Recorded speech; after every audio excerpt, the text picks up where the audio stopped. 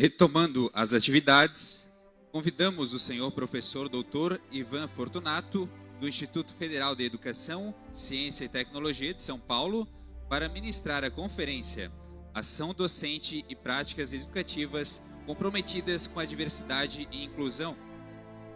A mediação ficará a cargo da pró-reitora de pós-graduação, pesquisa, extensão e cultura da Unifeb, senhora professora doutora Edneia Pereira da Silva. Boa tarde a todos e a todas. Embora já tenha sido mencionado no protocolo, gostaria então de cumprimentar todas as pessoas que fizeram esse evento possível. Rapidamente, então, a nossa gestão superior, aqui agora representada pelo professor Sidney Gripa, pró-reitor de graduação. Sem dúvida, um exemplo de pró-reitor, que tem dedicado assim, um olhar bastante minucioso para a educação. Também ao vice-reitor acadêmico Joel Baade, da Uniarp. Atua na gestão, mas com os olhos no ensino, na pesquisa e, sobretudo, na comunidade, professor Kio, conosco nessa parceria. Também professor da Unifeb.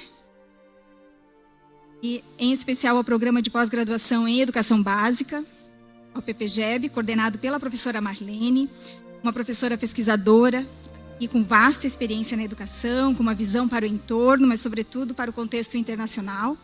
Muito obrigada, professora Marlene, por sua preocupação e, sobretudo, pelo seu compartilhamento com a nossa instituição.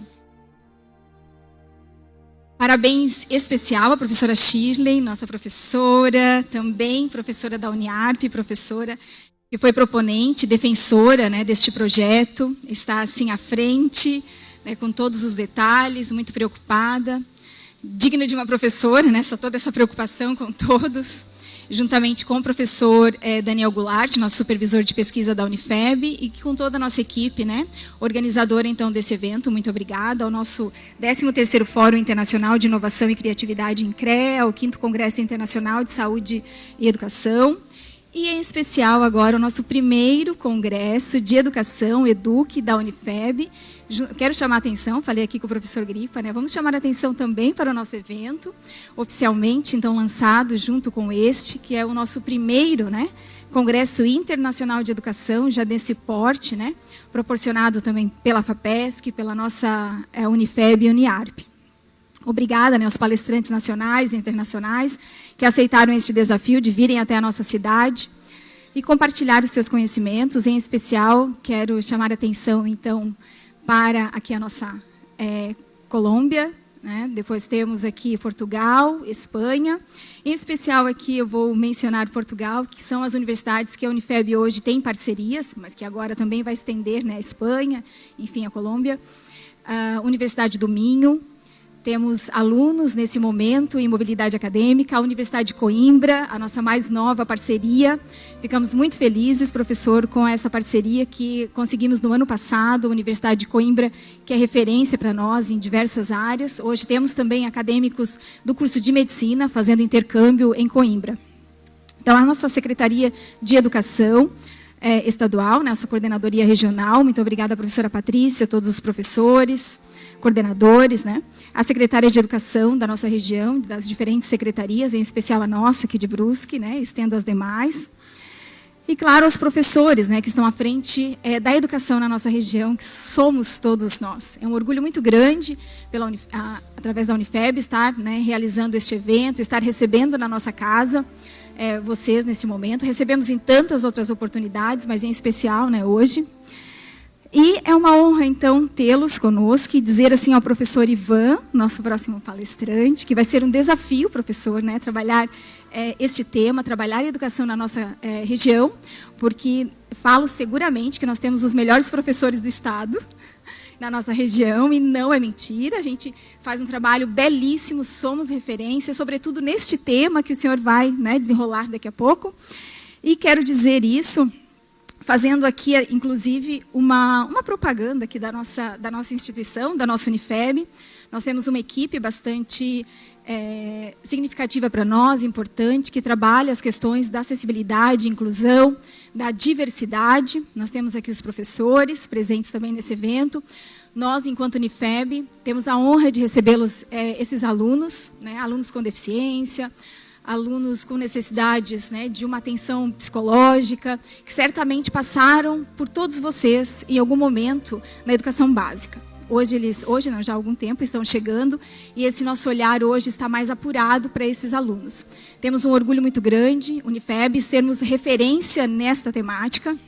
Hoje nós temos um grupo de pesquisa de acessibilidade e inclusão, aqui coordenado a duas grandes professoras, psicólogas. A professora Ana Paula Siqueira, nossa psicóloga na Unifeb, atua diretamente com essa temática. A psicóloga Késia Cabral Martins, duas profissionais de excelência. Temos um orgulho imenso de tê-las, né, no nosso quadro, pessoas preocupadas, sensíveis a essa temática, que abraça realmente, né, este tema na nossa instituição. O nosso programa, eu sei que a gente tinha preparado uma outra fala, mas eu quero trocar, né, em homenagem a elas, do quanto elas se dedicam a esse tema na nossa instituição. Hoje, sim, a Unifeb é referência. Também no Ministério do Trabalho somos referência de toda a atenção que a gente faz a este público. O nosso programa iniciou em 2016, aqui com a professora Ana Lúcia, hoje não está mais conosco, mas está na rede. Professora, que honra encontrá-la aqui. Então, nosso programa iniciou em 2016 e resultou, então, em uma série de ações. Grupos de pesquisa, equipe multiprofissionais, comitês, formações continuadas.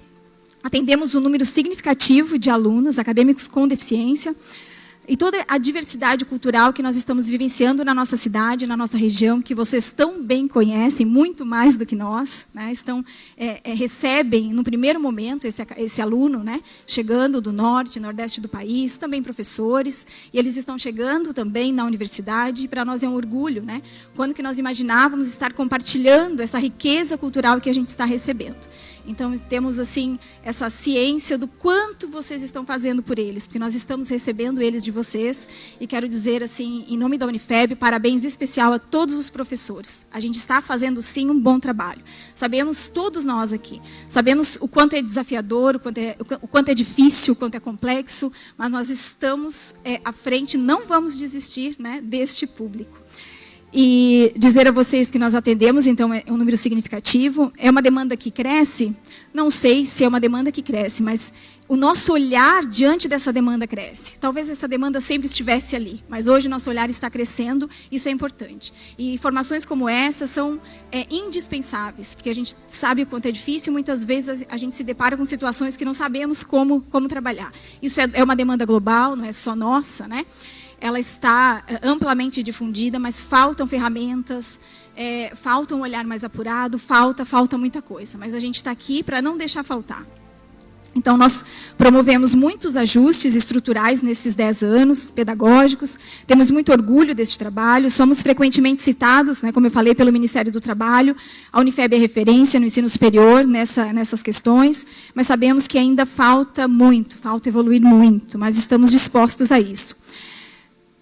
A gente sabe que requer muitas adaptações institucionais, muita formação, né, sobretudo um trabalho de aculturação dos nossos alunos e professores, que reconheçam essa riqueza dessa diversidade. Precisamos equipar os educadores com estratégias eficazes e tenho certeza que elas estão aqui, e eles, todos os professores, buscando isso, né? E estamos muito felizes com a presença do senhor. Sabemos, então, de toda a sua experiência, toda a sua dedicação, né, à educação. Professor Dr. Ivan Fortunato assim, como diz bem a Shirley, né, tem tantas produções, professora Shirley, e recomendamos, né, professora, assim, que vocês sigam aqui o professor Ivan Fortunato. A gente tem que fortalecer essa nossa rede, né, diante de toda essa necessidade que a gente vê hoje. Professor Ivan, ele tem as suas formações predominantemente na área da educação, pós-doutorado na Universidade Federal da Grande Dourados, pós-doutorado pela Universidade Federal do ABC, doutor em Humanidades, doutor em Desenvolvimento Humano, doutor em Geografia, mestrado em Educação pela Uninove, graduado em Pedagogia, que fiquei muito feliz com essa sua formação, professor, na área da Pedagogia. Hoje também já aproveito para dizer que nós aqui, né, em nome da professora coordenadora, a professora Eliane Corma, hoje o nosso curso de pedagogia está entre os 10 melhores do país. Então isso muito nos orgulha e vejo aqui muitos egressos da Unifeb, né, isso para nós é um orgulho imenso, né, de ver a qualidade que a gente faz na nossa região, desde a educação básica ao ensino superior. Também foi professor em regime de dedicação exclusiva, hoje é professor, né, do Instituto Federal de Educação, Ciência e Tecnologia de São Paulo, do campus de Itapetininga, professor permanente, né, do programa de pós-graduação, foi professor visitante da Universidade de Salamanca, também da Universidade de Bari, na Itália, e líder de grupos de pesquisa e editor de diferentes revistas. Então, para nós é uma honra tê-lo conosco, professor, mais uma vez, né, de estar trabalhando, então, esse tema tão complexo. E estamos ansiosos para ouvi-lo. A ação docente, práticas educativas comprometidas com a diversidade e inclusão. Seja bem-vindo, professor, ao nosso evento.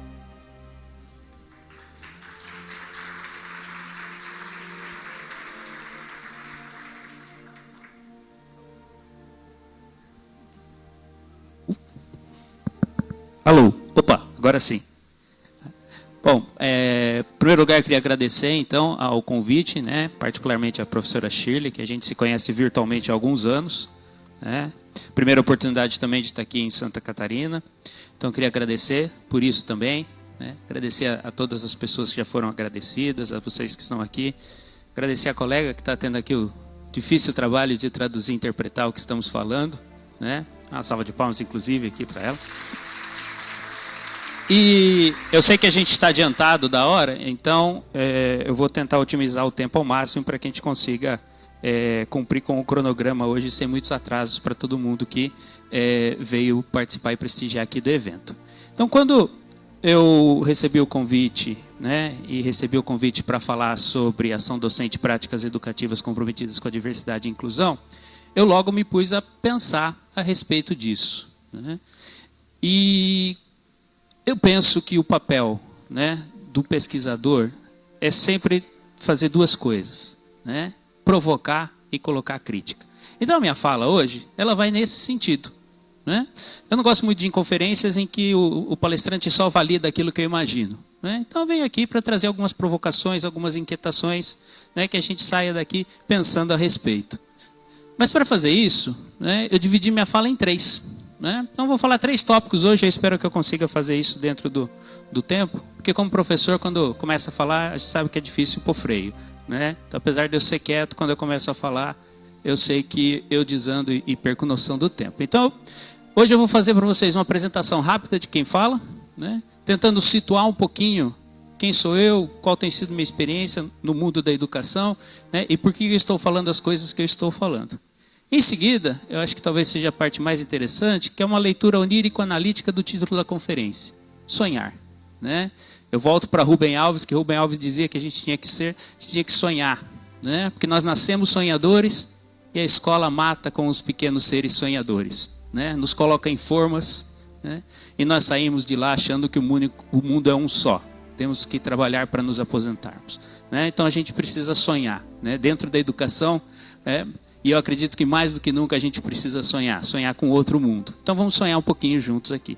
E por fim, eu trago um texto, né, recentemente publicado, e que eu tenho chamado os meus escritos de escritos indignados. Então eu trago para o papel, né, as coisas que me indignam no mundo da educação, né, e vou colocando às vezes crítica onde não deveria ter crítica, porque esse é um papel do pensamento reflexivo, né?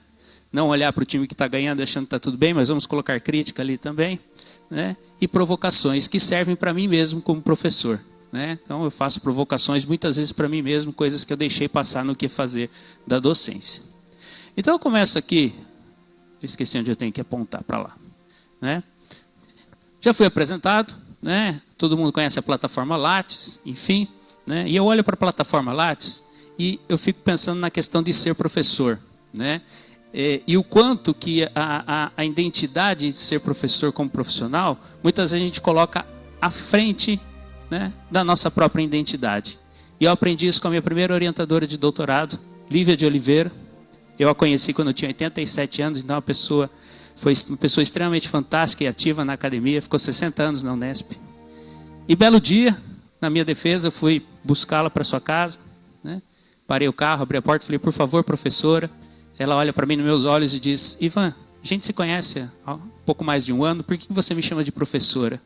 Eu falei, por respeito. Ela falou, então me chame de Lívia, porque eu sou primeiro uma pessoa e depois uma profissional. Então, desde então, eu tenho me esforçado para que as pessoas não me chamem de professor, né? Me chamem de Ivan. Porque eu primeiro sou, né? Primeiro eu existo nesse mundo e depois, né, eu faço o que eu faço profissionalmente. E eu não acho que, enquanto professor, quem eu sou se desvincula daquilo que eu pratico dentro da minha sala de aula, né? Então eu trago uma breve apresentação para dizer, olha, eu sou um pouquinho desse, né? Misturado com o que está no Lattes, misturado com o que eu cotidiano, enfim, mas é isso que adentra a sala de aula, é isso que adentra os processos de orientação de mestrado e doutorado, é isso que fez parte quando eu era coordenador de curso e vai voltar a fazer quando eu retornar para o cargo, enfim, né? Então tá ali, né? A minha foto de Lattes não é uma foto profissional, é uma foto, né, de 2 dos 6 serzinhos que deixam eu morar com eles, né? Então eu tenho o Ivo Mário, tenho o José Felício, né? Tem o Pedro Inácio, tem a Olga Cristina, né? Tem a Eva Maria, né? Tem a Ana Clotilde. Então esses seres, eles deixam eu compartilhar a casa com eles, né? E por isso que eles também adentram no meu perfil quando alguém procura quem é esse ser que escreve sobre educação, né? Eu queria compartilhar com vocês um pouquinho que esses seres, né, eles também me ajudam a pensar a ser professor, né? Gatos principalmente, que são extremamente desobedientes, né? Eles entendem o que você está falando, mas eles não fazem porque eles não querem. E quantos alunos nós não temos assim? Então os gatos, eles ensinam muito sobre docência, né? Não é que eles não estão entendendo, né? E isso nos faz pensar o nosso próprio papel, ou seja, não é o momento, né, daquele aluno, daquela aluna de fazer isso, né, que eu devo cumprir no currículo, enfim. Então isso me leva a uma reflexão também, né? Bom, enfim, em termos de formação, né, eu primeiro me formei na Unesp de Rio Claro, né, fiz esse doutorado em geografia com a professora Lívia, né, com a Lívia de Oliveira. Depois, no mesmo campus, eu fiz um doutorado em desenvolvimento humano e tecnologias. E depois eu fui para a USP fazer um doutorado em humanidades, direitos e outras legitimidades. Então passei pouco mais de 10 anos da minha vida sendo estudante de doutorado, né? Então conhecendo as minúcias do que é ser um estudante ao mesmo tempo em que eu era professor. Então eu vivi durante mais de uma década da minha vida os dois lados, né? E isso me ajudou muito a entender os processos dos meus alunos, né? Do porquê não fazer, quais são as dificuldades, quais são os entraves, etc, etc. Né? Então aqui estou, né, pouco mais de 10 anos da minha vida, no Instituto Federal de São Paulo, no campus Itapetininga, uma cidade do interior de São Paulo que me acolheu, né, um campus bem pequeno, com cerca de 1.000 estudantes. Né, e eu gosto muito de falar do Instituto Federal, porque a gente tem uma particularidade, né, no qual convivem no mesmo espaço estudantes do ensino médio, da graduação e da pós-graduação. Então não tem uma separação, eles estão lá, às vezes até dividindo a mesma sala de aula. Né, então é um processo muito interessante. Né? A gente tem jovens que iniciaram o ensino médio conosco, fizeram a graduação, estão na pós-graduação, então nós temos um contato muito próximo ali com as pessoas que estudam conosco. Então, apesar dos problemas habituais de uma instituição burocrática, como é o Instituto Federal e como são todas as instituições que nós conhecemos, né, é uma casa que me acolheu aí 11 anos atrás, né, do qual eu gosto muito, né, dessa dinâmica do Instituto Federal, né, de ter as pessoas, né, todas juntas no mesmo espaço. Pouco mais de 6 meses, eu saí da UFSCar e fui para um outro programa de pós-graduação, lá na Universidade Estadual do Sudoeste da Bahia, né, no qual eu faço parte do grupo da linha de pesquisa política pública educacional. Eu acabei de entrar no programa, conhecendo o programa, enfim, estou com os novos doutorandos. Um desafio fazer esse trabalho muito, muito à distância, né? A Universidade do Sudoeste da Bahia fica a mais de 1.000 quilômetros da minha casa, então, portanto, eu só tenho acesso virtual a essas pessoas, o que vai ser um desafio e, ao mesmo tempo, um aprendizado. Bom, eu tive 2 experiências recentes que foram muito enriquecedoras. Eu estive na Itália em 2023, no qual tive a oportunidade de ser professor na Universidade de Taranto, na Universidade de Bari, no campus de Taranto, que é uma cidade razoavelmente de porte médio, né, uma cidade razoavelmente grande para a Itália, mas pequena pensando em Brasil. E ano passado eu tive a oportunidade de estar na Universidade de Salamanca, como professor visitante no departamento de didática. Então foram 2 experiências enriquecedoras, né, que trouxeram aí uma bagagem muito interessante e me fizeram perceber o Brasil com olhos muito melhores, né? O Brasil é muito mais colorido, o Brasil é muito, muito mais diverso. O Brasil tem os seus desafios, obviamente, né, de pobreza, tem os nossos desafios, principalmente de distribuição de renda, né, mas é um país muito colorido, muito diverso, né. Tanto para minha surpresa foi descobrir que educação intercultural é um tópico muito forte nas universidades de lá. E aí quando olharam para mim e perguntaram, você não tem essa disciplina na sua faculdade? Eu falei, não, nós somos nossa sociedade é intercultural, né? Nós vivemos isso, né? E é claro que a gente precisa de tempos em tempos lembrar, né, que nós não somos um país eurocêntrico, nós não somos Estados Unidos, e a gente tem a nossa própria cultura, né, que foi criada por uma mixigenação de mundo, né, mas nós temos Brasil, então a gente precisa fortalecer essa cultura que fica escurecida por essas práticas coloniais, né? Bom, vou falar um pouquinho aqui. Eu mantenho um repositório, não é um site bem feito, é um site mantido por mim mesmo, é um site que eu deixo minhas publicações, né? Tudo que eu escrevo eu gosto de deixar em algum lugar. Às vezes eu preciso achar, encontro ali. Às vezes tem umas revistas gringas, o professor Pacheco falou agora há pouco que você tem que pagar, enfim. Às vezes tem umas revistas gringas que pegam o nosso artigo e deixam de acesso privado só para quem paga, eu ponho aqui também, né? Que eu acho que o conhecimento, enfim, foi produzido porque eu estou numa instituição pública, então tem que estar lá. Então eu mantenho esse repositório, vocês vão encontrar ali meus artigos, livros, capítulos, enfim. É uma coisa bem mal feita mesmo, assumo aqui, porque sou eu que faço, gratuitamente, enfim. Ele tem só esse objetivo, mas quem quiser conhecer, né, eu deixei até um QR Code bem grande aqui para ficar fácil. Pode ser que o QR Code já tenha até expirado, porque eu não sou muito bom de fazer isso não. Tá? Embora eu pedi para o ChatGPT, eu acredito que ele tenha feito bem, de uma forma que fique perene. Por fim, eu acho que esse daqui eu tenho tratado com muito mais orgulho, porque é uma coisa que eu descobri com quase 40 anos, né? Que eu sabia fazer música. Não são boas, né? Mas eu sei fazer música. Inclusive, esse mês vai sair o meu primeiro álbum, né? A minha banda Meia Boca, é um rock escrachado, estilo Mamonas Assassinas, né? Isso acho que todo mundo conhece. Então, quem quiser, puder seguir aí, eu acho que daqui a uns 15 dias o álbum já está liberado. Estamos numa fase aí que a gente chama de mixagem e masterização, né? Logo está aí. E isso também compõe o ser docente, né? Tudo isso faz parte, né, de uma pessoa que entra numa sala de aula para falar alguma coisa, né, que faz parte do currículo das ementas. E aí o que não aparece ainda no currículo, naquele início ali, são duas coisas que eu estou fazendo este ano. Então, falei do Instituto Federal, agradeço, ele me deu 1 ano de afastamento para poder fazer um pós-doutorado. Então, nesse momento eu estou sem as aulas, sem as reuniões, né?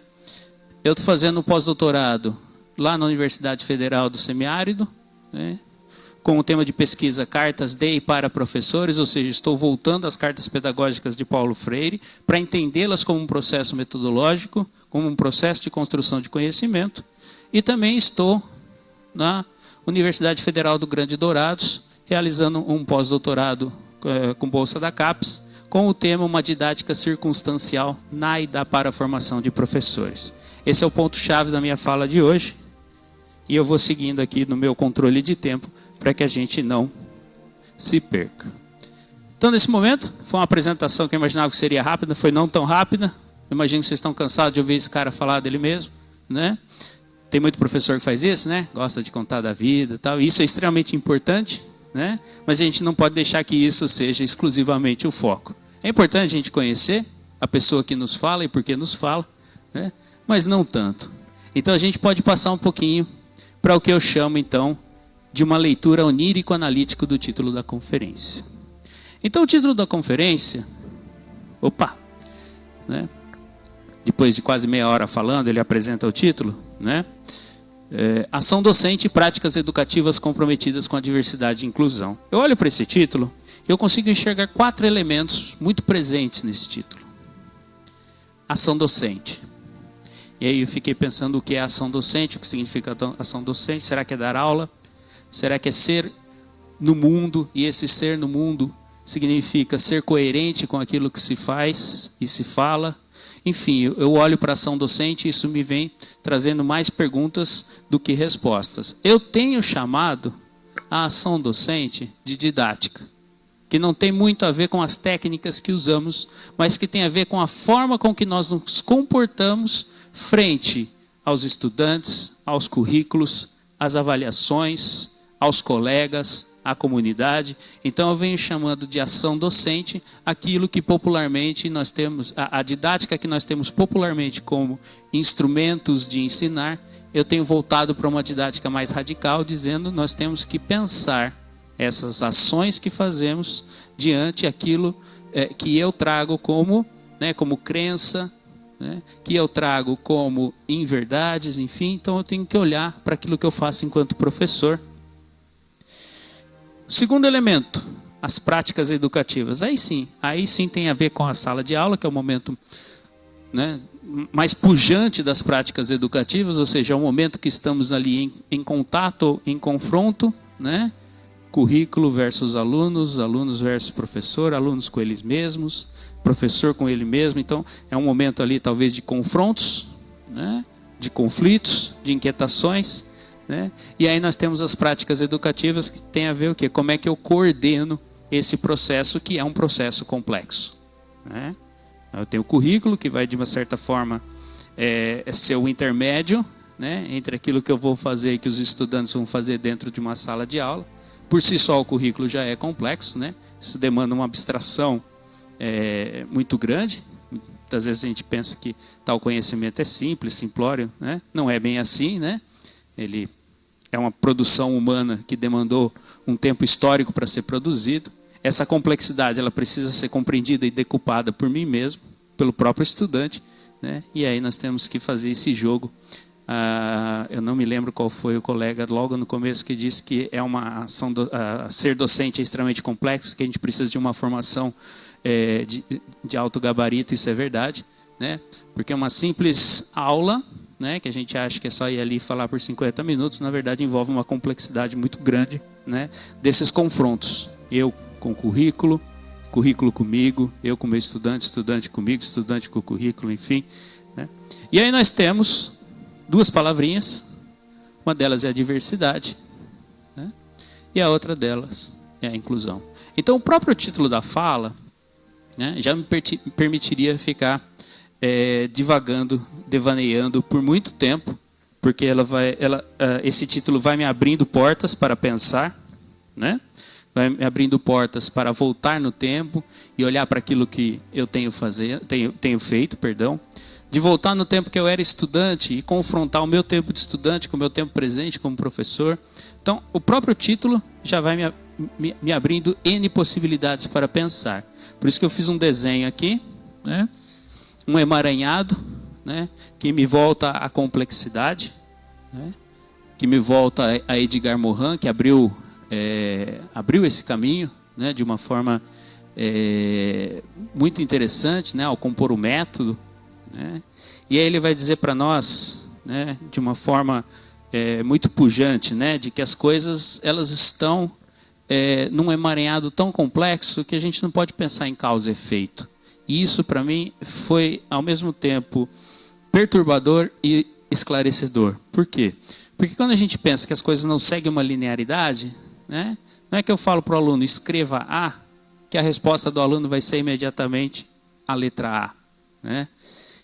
E obviamente que isso é um comando simples, que eu usei agora como um exemplo, mas aí a gente vai expandindo para uma sala de aula com 40 estudantes, 60 no caso do ensino superior, com cabeças extremamente diferentes, com experiências extremamente diferentes, 61 quando você coloca o docente, com também essas diferenças. Então o simples comando escreva A, na expectativa da coisa mais simples, que a gente imagina uma aula acontecendo, é que 60 pessoas vão escrever A. Mas o que acontece? Hoje, desses 60, 59 estão olhando o TikTok, o outro que não está é porque acabou a bateria, e a coisa não acontece. Aí a gente não vê os nossos estudantes escrevendo A. Então, tem um emaranhado de coisas ali, que me faz voltar para Paulo Freire, nos anos 60, dizendo, olha, nós temos uma educação bancária, Os professores, eles depositam saberes nos estudantes. E depois ele vai lá e verifica se os depósitos foram efetivamente feitos. E isso não acontece. Mas isso não acontece porque não tem uma linearidade das coisas. Então não basta dizer escreva A que os estudantes vão escrever A. Então eu preciso como foi dito aqui, né? Eu preciso de uma profunda compreensão, né, da humanidade da coisa, né, para entender quem são os meus estudantes, né, como é que eles estão vivendo aquele momento, para daí sim, né, chegar no momento e dizer, talvez a gente queira escrever A, né, e vamos fazer isso. Né? Mas não dá para simplesmente formular receitas e dizer que a educação vai acontecer. Eu sei, né? No começo de carreira vinham muitas receitas para mim com o professor. Olha, faça assim que o resultado vai ser esse. Né? Eu ajudei a fazer formações desse tipo com as diretorias de ensino, né? Acreditando nessa linearidade da coisa. E a gente não via os resultados que a gente esperava. Né? A gente continua vendo déficits de aprendizagem, a gente continua vendo estudantes saindo da escola sem saber ler e escrever propriamente dito. Né? A gente vê, né, que por mais que a gente tenha receitas, políticas, teorias, o resultado da educação, né, tem sido esse. A gente olha para o sucesso e fala, que bom, nós temos sucesso e vamos tentar esconder o fracasso de alguma forma. Né? Então, pensar em diversidade, pensar em inclusão, pensar em ação docente, pensar em práticas educativas, envolve uma complexidade de coisas que não cabem em receitas. Muito embora a gente precise de algumas. Né? E aí eu fico sonhando com essa coisa, né? Eu fico devaneando, que é um sonho acordado, né? Pensando como é que a gente tem então uma ação docente, como é que nós temos práticas educativas que, né, promovam a inclusão e respeitem a diversidade. E aí eu volto, como eu falei para vocês, para tentar responder um pouco essas minhas próprias inquietações desse devaneio. É um escrito indignado. Paulo Freire, né?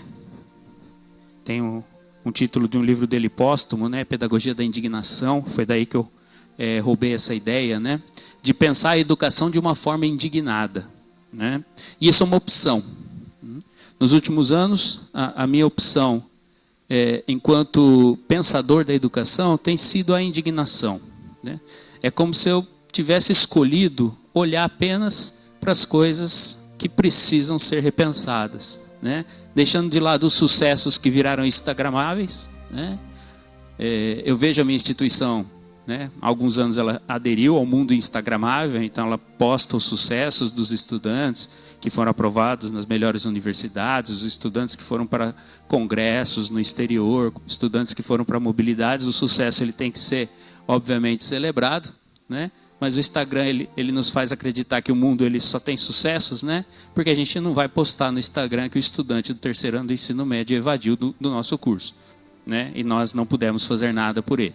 Né? Então, eu tenho optado por olhar, né, com indignação para essas coisas. Ou seja, né, nós temos muitos sucessos para celebrar, né, mas nós perdemos pessoas pelo caminho. Né, no sentido de alunos que evadiram, alunos que não conseguiram concluir os seus cursos, né, estudantes em situações de vulnerabilidade muito grande, né, que acabaram simplesmente desaparecendo do nosso sistema, ou seja, nunca mais foram, não conseguimos achar. Né? Então eu tenho olhado para isso, né, como uma forma de crítica. Né? Como eu disse para vocês, né, o pensamento reflexivo ele tem que colocar a crítica até onde não tem. Né? Então se nós temos 200 alunos e 199 obtiveram sucesso instagramáveis, eu quero olhar para aquele um. Né? Falar, cadê? Né? Cadê esse estudante ou essa estudante? O que aconteceu? Né? Onde houve a falha no processo educativo, enfim. Né? Mas isso é uma opção. Né? Então nós temos que fazer essas opções. Então às vezes eu faço os meus escritos de uma forma um pouco às vezes amargurada, né? Para depois voltar com o esperançar do Paulo Freire. Mas eu gosto de olhar para esses que ficaram pelo caminho. Então esse texto foi publicado numa revista da Itália, em português. Né? Eu até tentei, como disse o professor Pacheco, fazer uma tradução para o italiano, não deu bom, nem com a inteligência artificial. Acho que a inteligência artificial não está muito boa ainda, professor. Talvez para o inglês tenha sucesso. Então saiu em português, né? Do qual eu olho, né, para instituição escola. Eu acho que isso é um ponto muito importante. Né? Que nós temos escola como uma categoria abstrata, né? Que nós dizemos a escola, e nós temos as escolas como lugar onde acontece de fato os processos educativos. Como categoria abstrata, né, a gente coloca todas no mesmo lugar. Né? e a gente diz, nós temos a escola, e na escola o professor ensina e o estudante aprende, né? O que não é bem assim, obviamente, porque nós temos as escolas e nós temos os cotidianos, né, onde cada escola vive, né, rotineiramente um mundo bem diferente do outro, né? Muito embora as nossas políticas curriculares exigem que as escolas diferentes atuem de uma forma quase que uniforme. Ah, não, mas cada um pode fazer o seu currículo, adaptar. A BNCC é apenas um documento normativo. Sim, mas o Enem é o mesmo para todo mundo, né? A prova final é a mesma. Então, como é que eu vou adaptar um currículo para uma realidade, sendo que o final, né, ele não é adaptado às realidades? Então, no fim, por mais que a gente diga que a gente vai trabalhar com cotidianos diferentes, aquilo que a gente tem como fim da escola é igual para todo mundo, né? É uma fábrica de salsicha, né? E no final tem só o controle de qualidade. Passou, não passou, passou, não passou, né? Então, aquele cara do começo lá que tem gato, que toca numa banda, fez aí umas formações, né? Ele coloca nesse texto aí que foi possível observar que a educação escolar enfrenta um desafio central. A necessidade de romper com a doutrina de ensinar a todos como se fossem um só. Então no Brasil a gente tem Enem, né? Nos Estados Unidos a gente tem o SAT, na Itália a gente tem eu não lembro o nome, mas era uma palavra muito engraçada, maturidade, teste de maturidade, maturità. E em cada país tem o seu, e nós ainda temos o PISA, né, que serve para medir aí as pseudo-supostas qualidades de educação, né, e o que a gente mais quer é subir aquele número, ou seja, para eu subir aquele número no PISA, mais eu preciso me padronizar, mas eu preciso voltar para aquelas competências que vão ser cobradas, né? Eu preciso fazer um esforço circulando para que aquelas competências que o exame vai olhar, porque o exame ele não vai olhar para a complexidade da escola, ele não vai olhar para o chão da escola, ele não vai olhar para o Joãozinho, que precisa viajar 4, 5 quilômetros para chegar até a escola, né? Com uma dificuldade tremenda para que ele se mantenha lá, né? E quando ele chega em casa, né, às vezes não tem alimentação, né? Mal tem onde dormir. Então não vai olhar para essa realidade, vai olhar para as competências que foram possíveis de serem fortalecidas ao longo de um processo educativo, né? E a gente não pode também ignorar que esses índices a gente consegue, né, maquiá-los, né? A gente consegue distribuir aluno daqui para lá para não parecer que aquele aluno era nosso. Enfim, existem formas e formas, né? Inclusive, muitos anos atrás, publiquei um artigo com 2 estudantes, no qual a gente verificou que uma escola que estava no IDEB muito baixo, no primeiro ano do IDEB, e já no segundo ano do IDEB deu um salto monumental. O que é isso que aquela escola fez? Ela simplesmente bloqueou matrículas de estudantes, né?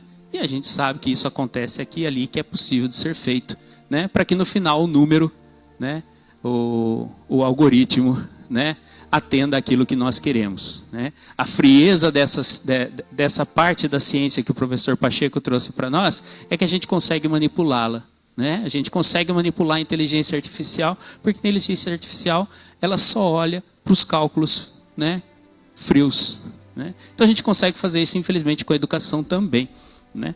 Então eu venho dizer que a gente precisa romper com essa doutrina. Eu venho dizendo, né, que infelizmente eu vejo que professores eles acabam sendo os culpados dos péssimos resultados, né? Eu como professor já fui culpado por péssimos resultados. Eu como professor do ensino superior já falei que os professores da educação básica são os culpados pelos péssimos resultados. A gente volta no tempo, a gente lê textos do final do século passado, a gente vê textos da década de 70, da década de 50, a gente vê textos do estrangeiro dos anos 1900 culpando os professores, né? Então a gente vê que tem um trabalho babilônico que os docentes fazem, né? Que nós fazemos na sala de aula, no contato direto com seres humanos, né? E não com os números finais, né? Então a gente vê que a crítica que eu faço agora, né, quase 11 anos depois aí no exercício de ser um pensador da educação, não é na sala de aula e no trabalho babilônico desprendido por docentes, que cercados por dezenas de estudantes pensantes e pulsantes são desafiados a empurrar-lhes o currículo, né? Então eu já não falo mais, né, de que os professores não são capacitados ou formados, né? Até porque hoje no meu trabalho de professor formador, no ensino superior, se eu faço essa crítica volta para mim, né? Os professores da escola são ruins. Ué, mas quem formou foi tu. Falei, opa, então tem um problema sério aí, né? Então essa coisa séria que a gente vai sempre tentando achar os culpados, né? Inclusive está para sair um texto agora, né, chamado culpabilização ou responsabilização, né? Porque quando a gente pega o termo accountability, né, a gente vê que ele tem sido usado para culpar as pessoas e não para responsabilizá-las, né? O que é um problema muito sério, né? Então existe uma diferença muito grande entre você responsabilizar alguém pelo que aconteceu e culpar pelo que aconteceu, né? Ok, então os professores são os responsáveis porque determinada turma não atendeu o índice mínimo, né, de uma competência de matemática. Ok, ele pode até ser o responsável, porque ele estava à frente ali daquela turma, né? Não tinha condições, ele ou ela, né, de intervir numa turma de 40 estudantes, com cabeças diferentes, com todas as preocupações diferentes, né, naquele momento de realizar aquilo. Tá? Mas culpar aquela pessoa por todas as circunstâncias que envolvem, né, o ato educativo, não tem como. Mas a gente vê que essa palavra accountability ela vem sendo usada, né, para isso. Até pouco tempo atrás, antes da pandemia, o Estado de São Paulo tinha uma política de bonificação e a gente via isso acontecendo de forma muito contundente, principalmente com os professores de português e matemática, porque os índices, né, as avaliações de qualidade da educação só recaem sobre português e matemática. Né? Então, quando a escola não atingia o mínimo para ganhar o bônus, quem eram os culpados? Né? Então, é uma discussão muito importante sobre isso também. Deixa eu ver que horas são, gente. Deixa eu ter mais uns 10 minutinhos. Então, eu trago uma hipótese. Né? Minha hipótese é de que os recorrentes problemas de sala de aula, como baixo rendimento, indisciplina, desinteresse, falta de respeito, bullying, dentre outros, são mera refração de uma doutrina que pretende ensinar a todos e a todas como se fosse uma única pessoa. Então, quando a escola, a instituição, estabelece que ela tem o seu fim, que no Brasil a gente chama de Enem, né, que vai determinar ali o futuro da pessoa, não, né? Enfim. Então, na hora que a gente tem ali, né, como barema final, um exame em larga escala padronizado, a gente, de certa forma, acaba desmerecendo todo o trabalho que a gente realiza de forma local, né? O que eu faço com o João e com a Maria em sala de aula, tentando alfabetizá-los, né, não vai ter valor se no final João e Maria não tirarem uma nota decente no Enem, que coloque, né, a minha escola, que coloque o meu trabalho num ranking na média ou acima da média.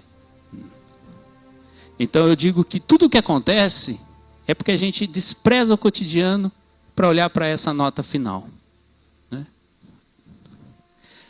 Bom, para conduzir essas críticas, que não são críticas de mera observação, muito embora poderiam ser, né, eu trago alguns autores que eu gostaria de compartilhar com vocês. Não vou falar com profundidade todos eles, porque o nosso tempo é limitado, mas eu vou trazer. Esse livro é de 1980, escrito por pessoas exiladas, pensadores brasileiros que foram exilados na Universidade de Genebra. Né? E de lá eles produzem uma obra no melhor estilo Pasquim. Né? Muitas anedotas, muitos desenhos, né?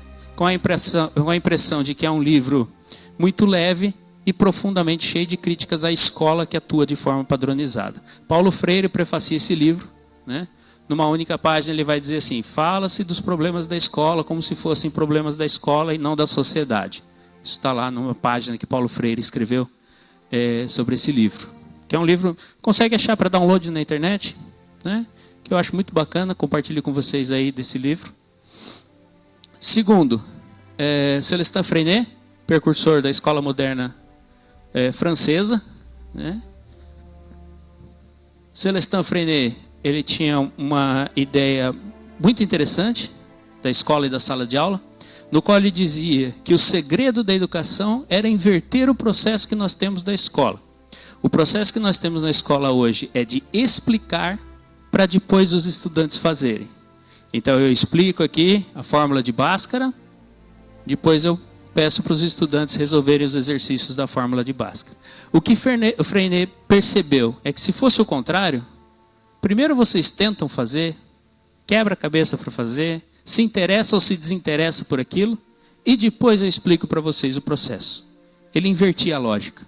Né?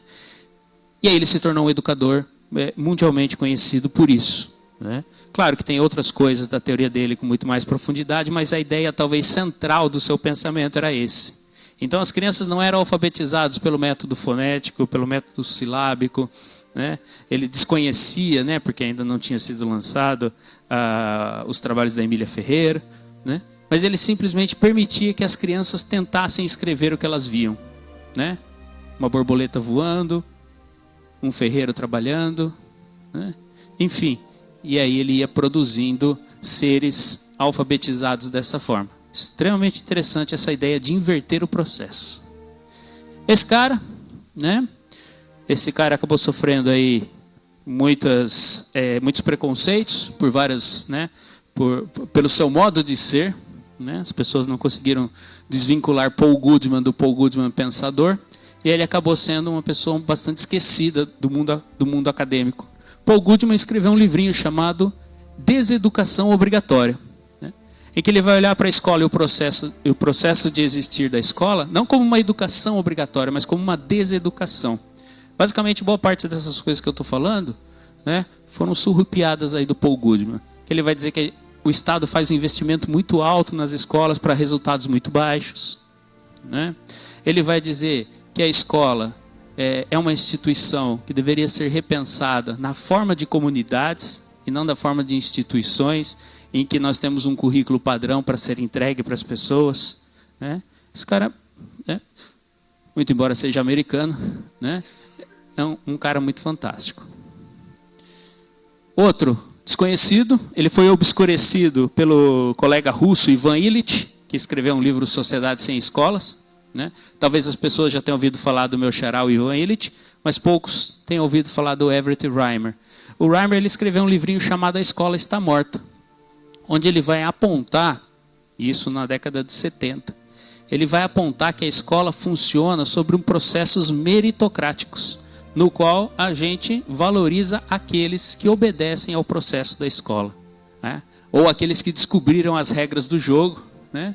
Aquele bom estudante, né, que a gente vai valorizar, e é naquele que a gente vai apostar. Opa, você vai ser engenheiro, você vai ser médico, né, você vai ser empresário de sucesso, né? Você está indo pelo bom caminho. Ele vai chamar a atenção para esse processo meritocrático da escola.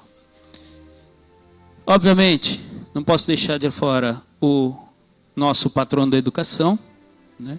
Para mim, Paulo Freire está sendo uma redescoberta. Então não faz muito tempo que eu redescobri Paulo Freire, e talvez o centenário dele tenha sido um farol, em que todo mundo começou a falar, vamos produzir dossiê, vamos fazer congresso, vamos falar de Paulo Freire, olha, centenário, né? Ele estaria fazendo 100 anos agora.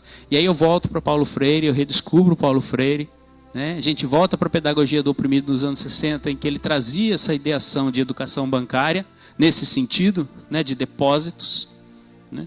E os depósitos eles continuam, né, sendo feitos, né? A gente usa Paulo Freire como epígrafe, então não é raro você ver uma reunião de professores que começa com uma frase bonita de Paulo Freire, e depois a gente fala dos problemas do dia a dia, enfim, né? Ou uma escola que tem uma frase de Paulo Freire, ou uma cara do Paulo Freire pintada, e a gente não entende o que Paulo Freire dizia, né, com a questão da emancipação. E o sexto autor que me ajuda a pensar essas coisas é o professor Ivan Fortunato, que está em construção, né? Um conceito, e eu acho que agora sim estamos ali no finzinho, né? Que é um conceito que eu venho chamado de didática circunstancial. Esse ano que eu estou afastado da sala de aula é o ano que eu tirei para, né, olhar com mais profundidade para esse conceito. Deixa eu ver se eu consigo explicá-lo aqui de uma forma bem simples. Faço as críticas, trago mais críticas, mais e mais críticas, chega de críticas, né? Como Paulo Freire falava, não basta a gente fazer as denúncias, né? Denunciar é fácil, a gente precisa também anunciar o que pode ser feito, né? Então, nesse texto, eu digo que, para encerrar com um pouco de esperançar, eu acredito na escola como lugar de formação humana. Eu penso que os currículos oficiais de avaliações externas deveriam ser substituídos por uma educação mais orgânica. Eu acredito que essa educação orgânica ela tem que ser orientada de dentro para fora, respeitando as pessoas que estão de fato envolvidas no processo educativo, né? Então não adianta chegar um decreto, uma lei dizendo, olha, esse ano é o ano da matemática, esse ano é o ano da diversidade, esse ano é o ano da história, enfim, né? sendo que as pessoas que estão envolvidas no processo não sabem o que é isso, não querem se envolver com isso, né? E, perdão. Né? E aí, eu dizia assim, bom, meio que esses são os tópicos que eu tinha trazido para hoje. Eu não falei para vocês o que é uma didática circunstancial. Eu acho que em 1 minuto eu consigo explicá-lo para vocês. A didática circunstancial nasce logo depois da pandemia, essa ideia de didática envolvidas com a sua circunstância. Eu tomei emprestado de um filósofo espanhol, Ortega y Gasset, onde, numa simples frase, ele diz assim: eu sou eu e as minhas circunstâncias.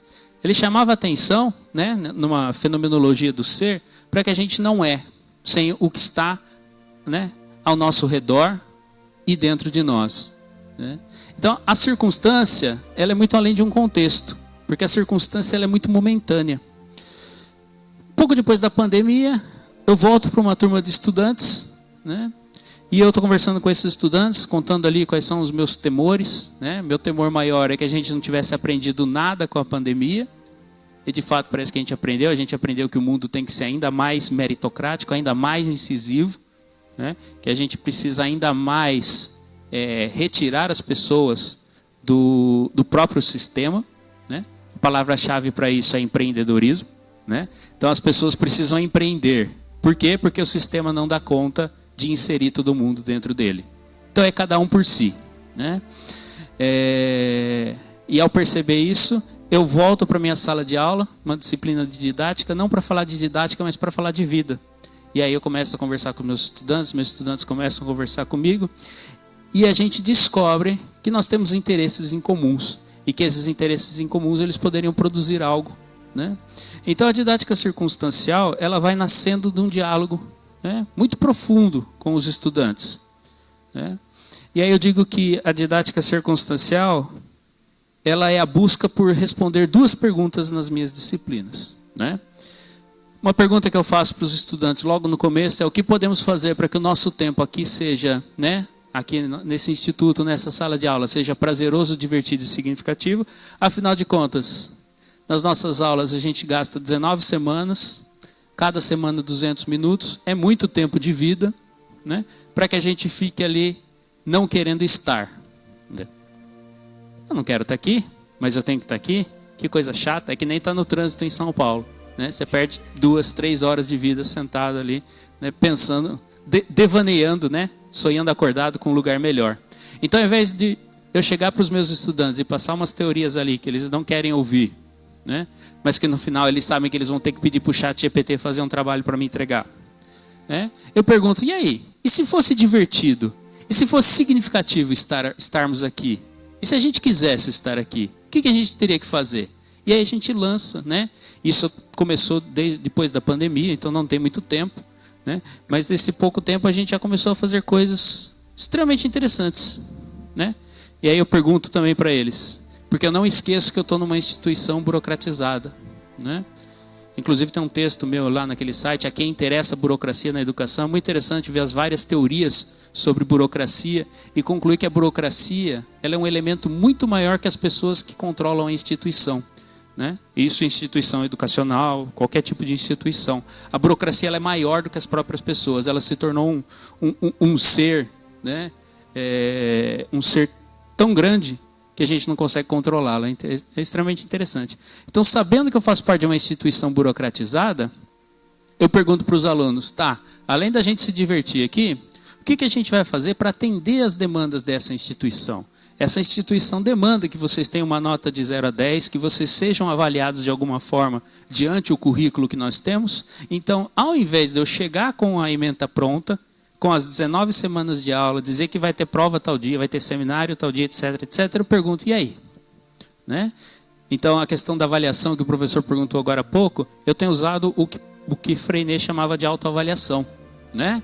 Então, eu meio que compartilho esse desafio que eu não gosto, né? Que é olhar para um aluno e dizer: tu vale 7, né?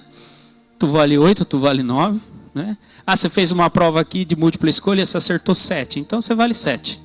Ao invés de eu pegar esse processo, essa responsa para mim, eu compartilho com a turma.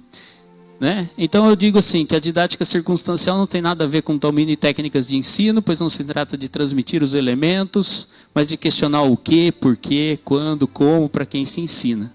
Então a circunstancialidade da coisa implica uma errância pelo contexto histórico, né? E aí o tema, que era diversidade e inclusão, vocês podem estar perguntando, ele não falou nada. Falei sim.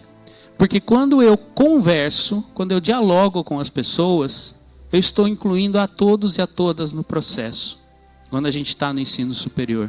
E aí eu gosto de contar uma coisa muito interessante, é que depois de muito tempo com uma turma, né, a coordenação me chamou para falar de determinado estudante, né? O que você tem feito com relação ao autismo de determinado estudante? Eu olhei para o coordenador e falei assim, ah é? Ela é autista? Falei, para mim ela é uma pessoa, né? Então durante muito tempo, né, no trabalho dessa forma, dialogada, onde todos se envolvem, ela acabou também se envolvendo de uma forma em que o autismo dela não é colocado em evidência. Olha, fulana, né, fulana é diagnosticada, então vamos olhar de uma forma condescendente para ela, vamos fazer trabalhos isolados, né, vamos ali perguntar se está precisando. Não, nesse envolvimento circunstancial no qual nós estávamos fazendo coisas, ela se envolveu, né? Então eu digo assim, então a gente inclui as pessoas, né? A pessoa diagnosticada com autismo, ou a pessoa que não tem diagnóstico nenhum, que também é deixado de fora dos processos educativos, a gente inclui dessa forma, né? Claro, é um exemplo isolado, são nas minhas disciplinas, no Instituto Federal, que de vez em quando eu preciso responder à coordenação e à direção, sim, nós estamos fazendo um trabalho sério, sim, tem teoria, né? Sim, tem alguns slides na minha aula, mas nós vamos desenvolvendo. Então o artigo aqui que eu trago para vocês se chama frango frito, porque a gente fritou frango dentro de uma sala de aula. Mas como que a gente fez isso? Os alunos eles queriam tanto fazer isso, que eles trouxeram frango, eles trouxeram fritadeira, eles trouxeram óleo, eles trouxeram toalha de mesa. Não foi um dia que eu falei assim, olha, vocês vão fazer um frango frito aqui porque é legal. Não, foi o envolvimento, né? Eles queriam, de certa forma, mostrar que é possível ensinar coisas prazerosas uns para os outros. E aí um ensinou frango, a fritar frango, o outro ensinou a tocar violão. E a gente foi fazendo isso de uma forma que foi preenchendo as nossas semanas de uma forma significativa. Uma outra turma, né, um rapaz de Angola que apareceu ali, pô, eles gostaram tanto da minha ideia de cartas que eles quiseram escrever cartas para mim, escreveram cartas para o professor. Olha, professor, escrevi manuscrito, entreguei para você. Uma outra turma falou, nossa, professor, eu queria tanto escrever um livro. Falei, por que não escreve? Aí a gente escreveu um livro, está lá naquele site que eu passei para vocês, um texto que foi escrito por todos os estudantes na sala de aula, em que um escrevia um pedaço, a gente revisava, enfim, tratando de temas, né, da adolescência, que era uma disciplina. E aí foi, né? Nós tivemos um podcast que nasceu ali porque eles quiseram, né? Fizeram com o celular mesmo, não precisou depender de tecnologias muito grandes. Por quê? Porque eles quiseram fazer, né? Ah, tem 19 seguidores, tudo bem, mas né, não era o resultado de quantos seguidores nós vamos conseguir, mas o processo. Né? Eu não cheguei na aula e falei, gente, o projeto desse semestre é podcast, nasceu ali, né? Então, aqui, né, eu também dou aula no curso de física, né? Então aqui veio a ideia de fazer esses foguetes que a molecada gosta, mas eles tornaram o desafio mais complicado, puseram um ovo dentro, então o foguete tinha que ir longe e o ovo tinha que ficar inteiro, né? Então foram projetos extremamente desafiadores. Aqui nós fizemos um pub dentro da sala de aula, né? Então toda semana tinha coquetéis sem álcool, tinha karaokê, né, numa disciplina que falava de cultura, né? Agora sim, gente, eu acho que eu tomei tempo demais de vocês, peço até desculpas, falei que eu queria ter falado menos, mas eu acho que o que eu queria trazer para hoje é isso, essa partilha, né? Então, obrigado por vocês terem aguentado aí me ouvir até agora.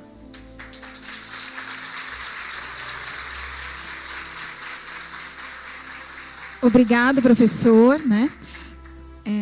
Ficaríamos aqui muito tempo, né, lhe assistindo. Obrigada pelas suas reflexões, pelas suas provocações, né? Me senti provocada também, com certeza, como tantos outros professores aqui, né?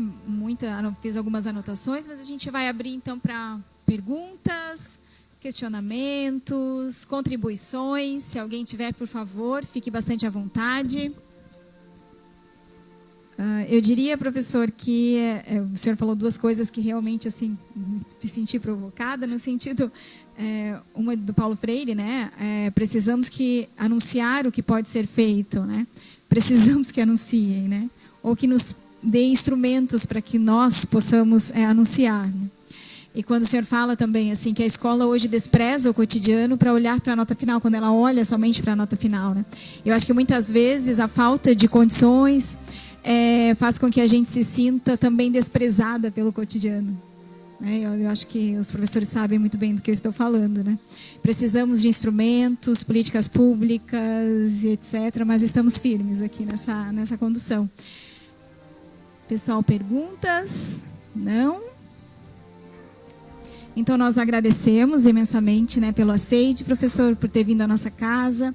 Agradecemos toda a sua dedicação, né, essa sua atenção conosco. E passamos, então, para a próxima programação, próxima atividade.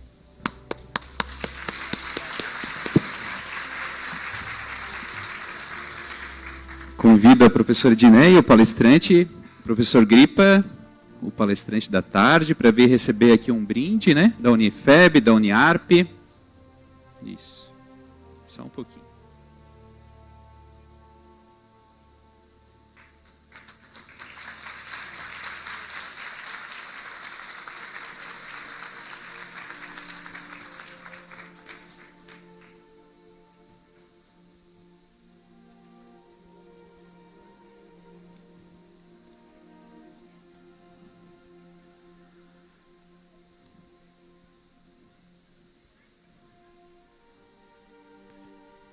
Agradecemos a participação de todos e informamos que as atividades serão retomadas às 19 horas. Lembramos que é necessário escanear o QR Code disponível para o registro de presença aqui na tela.